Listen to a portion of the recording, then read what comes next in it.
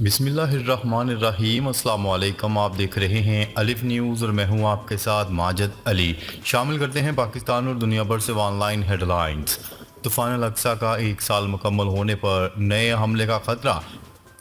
اسرائیل نے غزہ کی سرحد پر فوج بڑھا دی۔ اسرائیلی فوج نے 7 اکتوبر کے حملوں کو 1 سال مکمل ہونے پر نئے حملوں کے خطرے کے پیش نظر غزہ کی سرحد پر مزید فوج تعینات کر دی ہے۔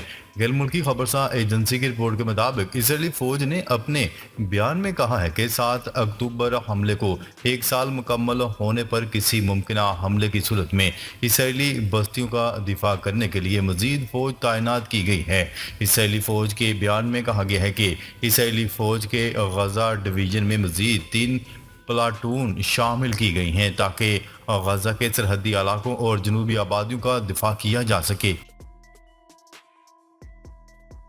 کسی بھی ممکنہ اسرائیلی حملے کا جواب دینے کے لیے تیار ہیں۔ پاسداران انقلاب۔ اسرائیل گزشتہ ہفتے کے ایرانی میزائل حملوں کے جواب کی تیاری کر رہا ہے تو دوسری طرف پاسداران انقلاب کے ایک ذرائع نے تصدیق کرتے ہوئے کہا ہے کہ تہران کسی بھی ممکنہ حملے کا جواب دینے کے لیے تیار ہے۔ خبرساں ایجنسی تسنیم کی رپورٹ کے مطابق اتوار کو پاسداران انقلاب کے ذرائع کا کہنا ہے کہ ہمارے پاس اسرائیل کے اندر ایسے اہداف ہیں جنہیں کسی بھی حملے کی صورت میں نشانہ بنایا جا سکتا ہے۔ ایران نے بندر عباس اور بوشہر سے بحری جہازوں کو نکالنے کی تردید کر دی۔ حزب اللہ نے اسرائیل پر میزائلوں کی بارش کر دی، خطرے کے سائرن بج اٹھے۔ صہیونی میڈیا ذرائع نے اتوار کی صبح لبنان سے شمال اور مرکزی مقبوضہ فلسطین پر لبنان کے شدید میزائلی حملوں کی خبر دی ہے۔ صہیونی میڈیا کی رپورٹ کے مطابق اتوار کو حزب اللہ لبنان کے میزائلی حملوں کے بعد شمالی اور مرکزی مقبوضہ فلسطین کے علاقوں میں خطرے کے سائرن بج اٹھے اور صہیونیوں کو پناہ گاہوں کی طرف بھاگتے دیکھا گیا۔ صہیونی فوج نے دعویٰ کیا ہے کہ اس نے الخزیرہ اور الکرم نامی علاقوں میں حزب اللہ کے زمین سے زمین پر مار کرنے والے 2 بیلسٹک میزائلوں کو ہدف تک پہنچنے سے پہلے تباہ کر دیا۔ اسرائیل کا بیروت میں ایک بار پھر فضائی حملہ، طاقتور بم برسا دیے۔ اسرائیلی فضائی حملے سے لبنانی دارالحکومت بیروت دھماکوں سے گونج اٹھا۔ غیر ملکی ذرائع ابلاغ کی رپورٹ کے مطابق اسرائیل نے لبنان میں حملوں کا دائرہ کار وسیع کر دیا۔ اسرائیلی فضائیہ نے بیروت کے علاقے داہیہ میں کئی طاقتور بم برسا دیے، جس کے بعد کئی مقامات پر آگ بھڑک اٹھی اور متعدد عمارتیں زمین بوس ہو گئیں۔ میڈیا رپورٹس میں بتایا گیا ہے کہ اسرائیلی فضائیہ نے حزب اللہ کے اسلحہ کے ذخائر کو نشانہ بنانے کا دعویٰ کیا ہے اور لبنانی ٹی وی چینل کے دفتر کو بھی نشانہ بنایا۔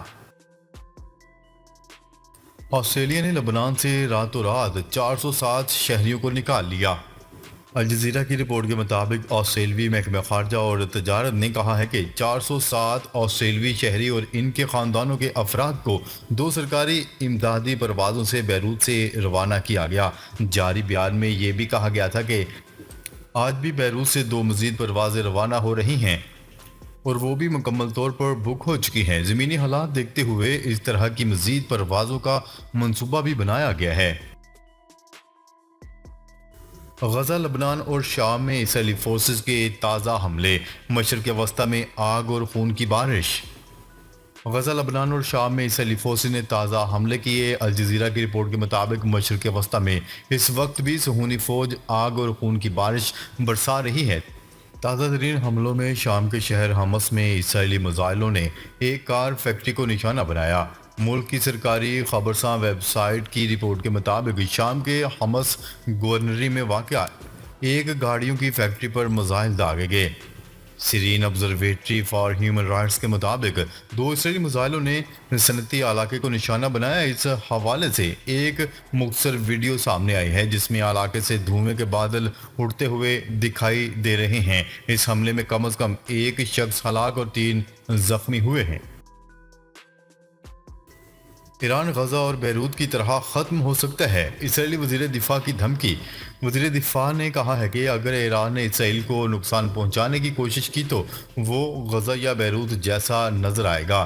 یہ تبصرے ایسے وقت میں سامنے آئے ہیں جب اسرائیل نے گزشتہ ہفتے ایک بڑے میزائل حملے کے بعد اپنے درینہ دشمن پر حملہ کرنے کی دھمکی دی تھی۔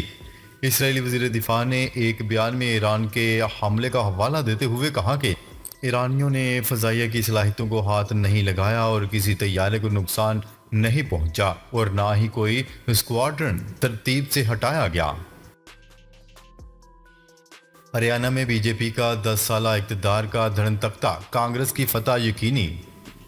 ہریانہ کے عام انتخابات کے ابتدائی نتائج میں کانگریس نے سبقت حاصل کر لی، جبکہ مقبوضہ کشمیر میں بھی کانگریس سرپرائز دینے کو تیار ہے۔ بھارتی میڈیا کی رپورٹ کے مطابق کانگریس، جس نے لوک سبھا انتخابات میں شاندار کامیابی کا مظاہرہ کیا تھا اور اس سال کا اختتام بھی ایک کامیابی کے ساتھ کرنے جا رہی ہے۔ ہریانہ کے جنرل الیکشن کے ایگزٹ پول کے مطابق کانگریس 90 میں سے 55 سیٹیں جیت سکتی ہے، جبکہ بی جے پی کو 25 سے 27 سیٹیں مل سکتی ہیں۔ اسلام آباد میں امن و امان کی غیر یقینی صورتحال، جماعت اسلامی کا غزہ ملین مارچ ملتوی۔ اسلام آباد میں امن و امان کی یقینی صورتحال کے پیش نظر جماعت اسلامی کا غزہ ملین مارچ ملتوی کر دیا گیا۔ ترجمان جماعت اسلامی کے مطابق مارچ کی نئی تاریخ کا اعلان جلد کیا جائے گا۔ ایرانی سپریم لیڈر خامنئی نے اسرائیل پر میزائل حملہ کرنے والے جنرل کو تمغہ فتح سے نواز دیا۔ ایران کی مسلح افواج کے کمانڈر ان چیف آیت اللہ خامنئی نے پاسداران انقلاب اسلامی کی ایروسپیس فورس کے کمانڈر جنرل امیر علی حاجی زادہ کو تمغہ فتح سے نوازا۔ ایران کی سرکاری خبرساں ادارے کی رپورٹ کے مطابق خامنئی نے کمانڈر جنرل حاجی زادہ کو ایک خصوصی تقریب میں تمغہ فتح پہنچایا۔ پاسداران انقلاب کی ایروسپیس فورس کے کمانڈر امیر علی کو یہ تمغہ اسرائیل پر 200 سے زائد بیلسٹک میزائلوں سے حملے پر دیا گیا۔ فرانس سے غیر قانونی طور پر برطانیہ جانے کے لیے بحری راستہ عبور کرنے کی کوشش میں بچے سمیت کئی تارکین وطن ہلاک ہو گئے۔ خبرساں ایجنسی نے فرینچ کوسٹ گارڈ کے حوالے سے بتایا کہ بحری راستے کے ذریعے غیر قانونی طور پر برطانیہ جانے والوں میں 10 خواتین سمیت متعدد نوجوان لڑکیاں بھی کشتی پر سوار تھیں۔ 65 سے زائد افراد کو ریسکیو کر لیا گیا ہے۔ مقامی بحری حکام نے بتایا ہے کہ ہفتے کی صبح ایک ہیلی کاپٹر نے کشتی ڈوبتے دیکھا تو ریسکیو کا عمل شروع کر دیا۔ امریکی صدر جو بائیڈن نے ڈونلڈ ٹرمپ کو جھوٹا قرار دے دیا۔ امریکہ کے صدر جو بائیڈن نے سابق امریکی صدر ریپبلکن پارٹی کے صدارتی امیدوار ڈونلڈ ٹرمپ کو جھوٹا قرار دے دیا۔ غیر ملکی خبرساں ادارے کی رپورٹ کے مطابق جو بائیڈن نے اپنے ایک بیان میں کہا ہے کہ ڈونلڈ ٹرمپ کا الزام جھوٹا ہے کہ وائٹ ہاؤس نے طوفان سے متاثرین کی رقم چرا کر دستاویزات نہ رکھنے والے امیگرنٹس پر خرچ کر دیں۔ جو بائیڈن نے دعویٰ کیا ہے کہ یہ کام ڈونلڈ ٹرمپ نے خود کیا تھا۔ امریکی صدر جو بائیڈن کا کہنا تھا کہ سیلاب سے متاثرہ ریاستوں میں ہر ممکن امداد پہنچائی جا رہی ہے۔ واضح ہے کہ امریکہ کی 6 ریاستوں میں طوفان اور سیلاب سے ہلاک افراد کی تعداد 223 تک جا پہنچی۔ جنگ میں فلسطینیوں کی نسل کشی کے خلاف دنیا بھر میں لاکھوں شہری سڑکوں پر۔ غزہ میں اسرائیل کی بدترین اور فلسطینیوں کی نسل کشی پر مبنی جنگ کا 1 سال مکمل ہونے کے ساتھ ہی اتوار کے روز دنیا کے تقریباً تمام بڑے اور اہم شہری مراکز میں ہزاروں کی تعداد میں شہری احتجاجی ریلیوں میں شریک ہو کر غزہ اور لبنان میں فوری جنگ بندی کا مطالبہ کرنے کے لیے نکل آئے۔ اسرائیلی طیاروں کی مسجد اور سکول پر بمباری، مزید 24 فلسطینی شہید۔ اسرائیلی فوج نے ایک بار پھر غزہ اور لبنان کے دارالحکومت بیروت پر بم برساتے ہوئے مزید درجنوں شہریوں کو شہید اور زخمی کر دیا۔ عرب میڈیا کی رپورٹ کے مطابق اسرائیلی فوج نے وسطی غزہ میں مسجد اور سکول پر بمباری کی، جس کے نتیجے میں 24 افراد شہید اور 93 زخمی ہوئے۔ 24 گھنٹوں کے دوران ہونے والے اسرائیلی حملوں میں 50 سے زائد افراد شہید ہوئے۔ عمران خان کے خلاف احتجاج کی منصوبہ بندی کرنے کا مقدمہ درج۔ اسلام آباد میں احتجاج کی منصوبہ بندی کا مقدمہ بانی P T I Imran Khan کے خلاف درج کر لیا گیا۔ عمران خان کے خلاف اغوا، ڈکیتی، اقدام قتل، کار سرکار میں مداخلت اور اے ٹی سی ایکٹ سمیت 13 دفعات کے مطابق مقدمہ درج کیا گیا، جس میں پی ٹی آئی کے دیگر 14 مقامی رہنماؤں کو بھی نامزد کیا گیا۔ مقدمہ کے متن میں لکھا گیا کہ جیل میں ملاقاتوں اور روابط میں بانی پی ٹی آئی نے کارکنان کو ریاست اور اداروں کے خلاف تشدد پر اکسایا۔ حکومت نے منظور پشتین کی جماعت پی ٹی ایم پر پابندی عائد کر دی۔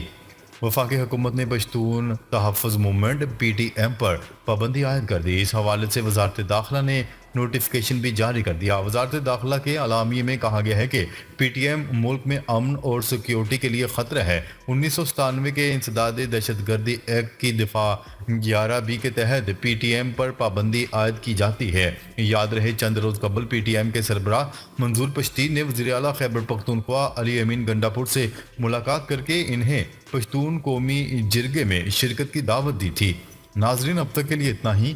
مزید خبریں لے کر بہت جلد آپ کی خدمت میں حاضر ہوں گے۔ تب تک کے لیے اپنا خیال رکھیے گا۔ اللہ نگہبان۔